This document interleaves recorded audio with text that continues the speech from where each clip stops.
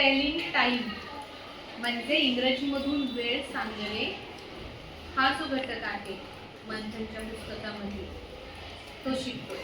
ठीक आहे. तर इथं मी घड्याळाच्या 4 प्रतिकृती काढलेल्या आहेत, 4 आकृत्या काढलेल्या आहेत. ठीक आहे.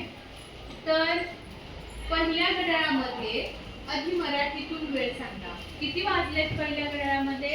3 वाजले. दुसऱ्या घड्याळामध्ये 3:15. तिसऱ्या घड्याळामध्ये 3:30 आणि चौथ्या घड्याळामध्ये 4:15. आणि अनुक्रमे या वेळा मी इंग्रजीतून खाली लिहिलेल्या आहेत. तर लक्षात घ्या, इंग्रजीमध्ये 15 मिनिटाचा जो पोर्शन आहे, एवढा 15 मिनिटाचा जो कालावधी आहे, त्याच्यासाठी एक शब्द आहे आणि तो शब्द कोणता? क्वार्टर. कोणता आहे? क्वार्टर. म्हणजे आता बघा, इट्स 3 o'clock. It's 3 o'clock. म्हणजे या घड्याळात किती वाजले? 3 वाजले. या घड्याळामध्ये किती वाजले? 3:15. पण इंग्लिश मध्ये आपण काय म्हणायचंय? It's quarter past 3. परत एकदा, इट्स क्वार्टर पास्ट 3. पुढच्या घड्याळात किती वाजले?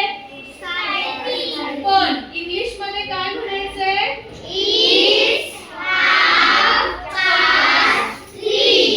Once again, it's half past 3.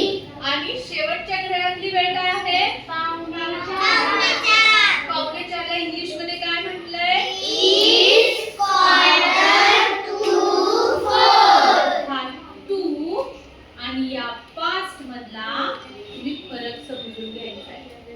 ठीक आहे. मग आता इथल्या घड्याळांमधल्या वेळा तुम्ही मला सांगा. चला, पहिलं घड्याळ.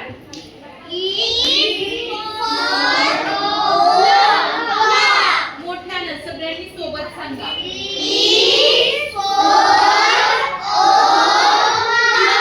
म्हणजे किती वाजले या घड्याळामध्ये? 4 वाजले. पुढे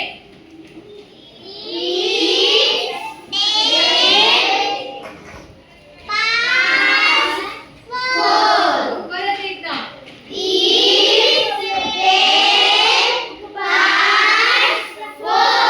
व्हेरी गुड.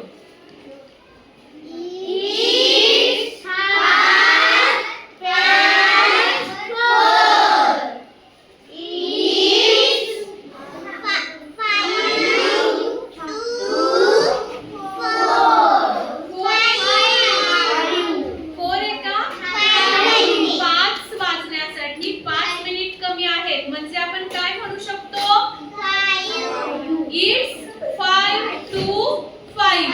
से वन्स अगेन. हा, इट्स 5 to 5. ओके. मग आता तुम्ही काय करायची आहे? घड्याळामध्ये अशी चित्र काढायची, वहीमध्ये अशी चित्र काढायची, त्याच्यामध्ये वेगवेगळ्या वेळा मेन्शन करायच्या आणि त्या वेळा इंग्रजीतून लिहून काढायच्या. चला.